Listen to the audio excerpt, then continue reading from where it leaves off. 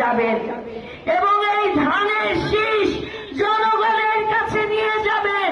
আমার কিশোর কিশোরেরা এখনো অনেকে ধানের শীষ কি জিনিস জানে না।